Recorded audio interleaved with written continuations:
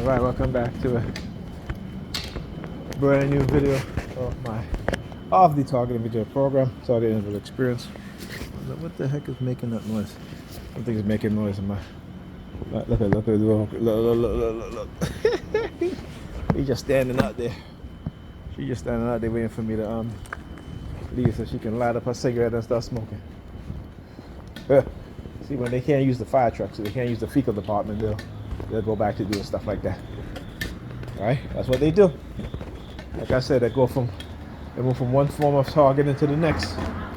Right? So the near predator department is making all kind of noise, using the sirens again, having remote monitoring, and I'm washing dishes.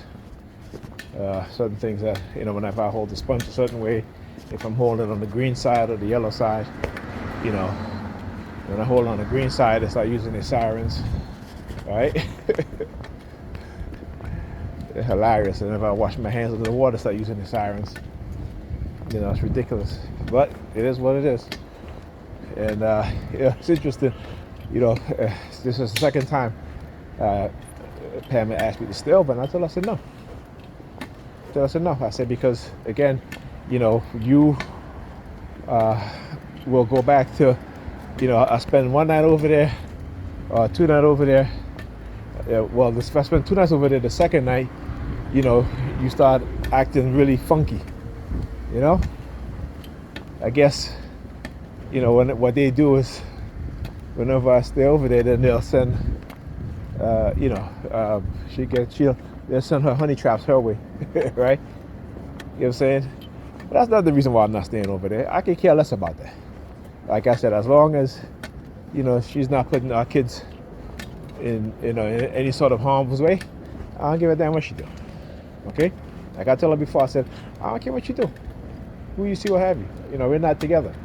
Right? But when it starts to affect our kids negatively, when you're leaving them in the house by themselves all day and all night, that's a problem. You know what I'm saying? That is a problem.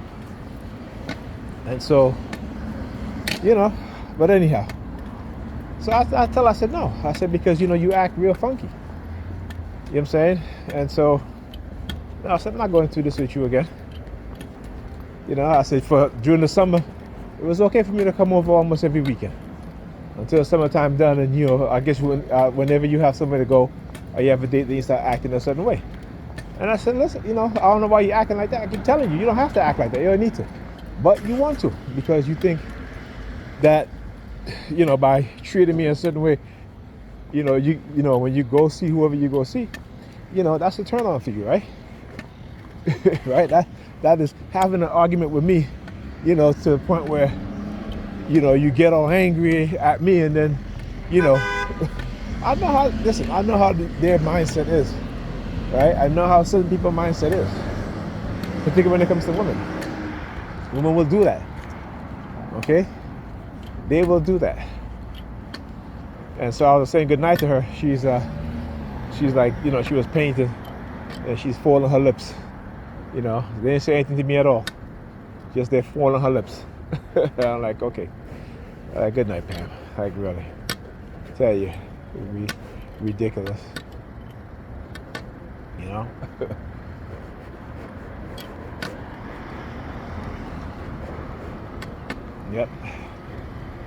And then on top of that, she just put the kids to bed and made sure they brush their teeth and get ready to put them to bed. And she has Ethan in her bedroom, while she's showing him her painting. And I'm like, why? I said, this is bedtime. Why are you having them in your room? Why are you painting? He has to go to, and of course, she does that to piss me off. And it doesn't piss me off. I just tell her, I say, this shit don't piss me off. I get upset about it because you should know better. You should know better. You're the one that has to struggle with them in the morning because they're tired and they're sleeping. But yet you do stuff like this. If it isn't doing it here on the school day, on the school night, or on a Sunday night before they have school, it's doing shit like that. And I keep telling her, you're making it bad for them. You're supposed to make it easy for them, but you're making it bad for them. They should have. I told Ethan, you should have been bed a half an hour ago. Because his bedtime is 10 o'clock. Alyssa's 9:30. I said, because you have to get up at 6:30 in the morning, because if you don't get up at 6:30 in the morning, you're not making school on time.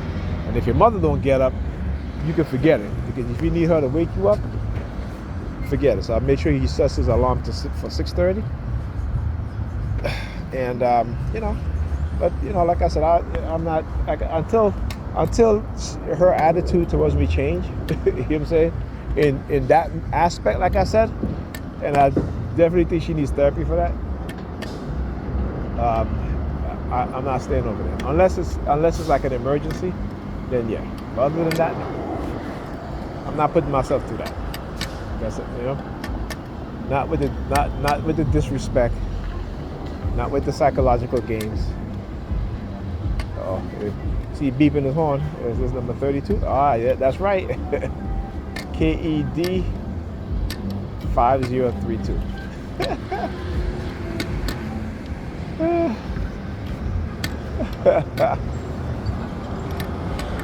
I heard that car horn. I tell you, when you've been so conditioned to a certain type of car honking, you know. Okay. Anyway, I got to see what time that bus is coming. It's Sunday. It's pretty late. So I got to see how long I got to be waiting. And I just missed the bus. Just missed it. Anyhow, talk to you guys in the next video.